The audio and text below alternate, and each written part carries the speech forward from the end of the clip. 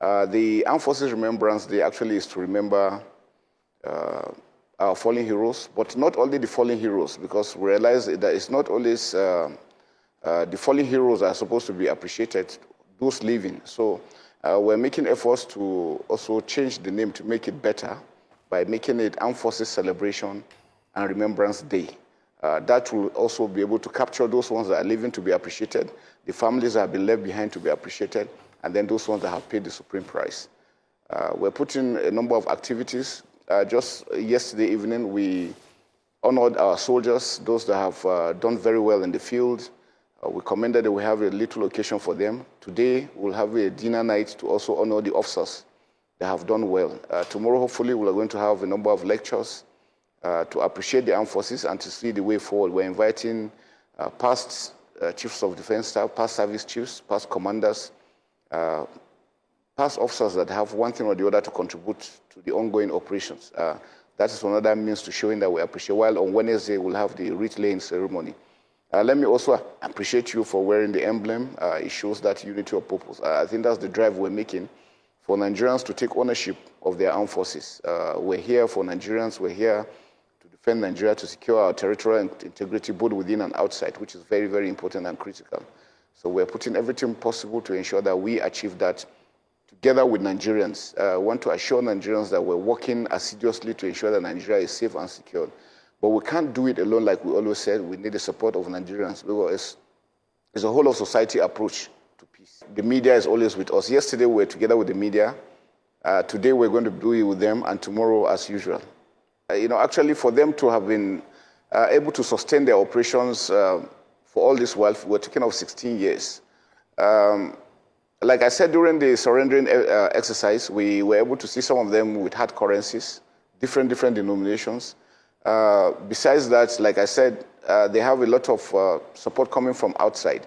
Now, what we have done is that we have raised these observations. The Office of the National Security Advisor, the NFIU, the Central Bank, the NIA, the DSS have all moved into it. What we are also doing is that we have reached out to the international community on the importance to trace the funds, trace the movement of the money. If we're able to do that, I'm sure we'll be able to, if we're able to take that out, we'll take the oxygen that keeps them going, which is very, very vital. It's a very dangerous and very high-value organizations that we believe that be able to do that has made it difficult for them to be traced. So we're doing everything. And again, not only from the international, we know also, we have the belief that locally, they also have sources of funding, probably through taxes, levies, kidnapping, and so on. And that's why we're making all the efforts to ensure that we deny them ability to do that. But I can assure you the federal government has stepped in. We have reached into United Nations, the European Union, and all other international organizations to help assist in tracking the funds. I think for me, I think it's important if we're able to do that, we'll be able to mitigate this issue and stop them, because this is what keeps them going. For them to be able to sustain this for 16 years shows that they have other areas of getting funds that keeps them going. What we have observed is that the Sahelian area is having a lot of security challenges across the region. Just recently, about 3-4 days ago, Benin Republic suffered a very heavy casualty. The Nigerians have, the Malians have consistently, the Burkina Faso have done that. There are also threats to Ghana and Togo. So it shows you all around Nigeria, we're having these threats coming in. And why are they doing this? They are pushing further to be able to take over those areas. And that's why it's important that we must continue to unite and work together. Their exit from ECOWAS is not a good thing. And that's why I'm happy Mr. President has really given them the olive branch that it's important that we work together as Africans, as brothers and sisters. Whatever differences we might have, I think is usual. We don't expect to have everything 100%. But it's important for them to understand that we need to work together. Over the years, because we have continued to fight, we have over time developed a number of experience on how to go about this. And that's why you can see that we're achieving so much. Of recent, we have intensified our operations against the Lakurawas in the northwest area. And that now there will be attacks against soft targets.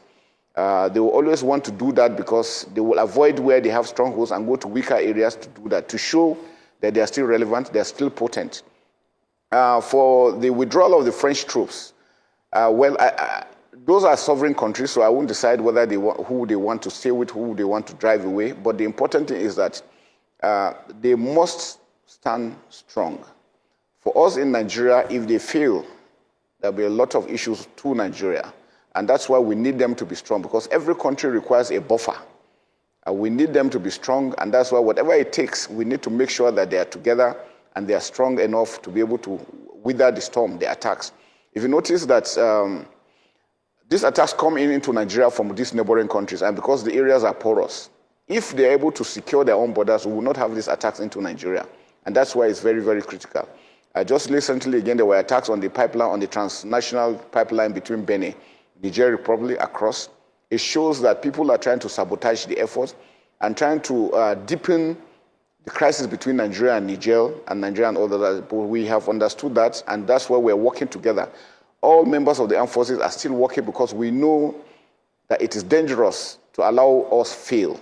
We cannot afford to fail. So our unity of purpose in fighting against the terrorists, whether in Niger, Togo, Ghana, Mali, Burkina Faso, Cameroon, Chad, Niger, is important that we remain together.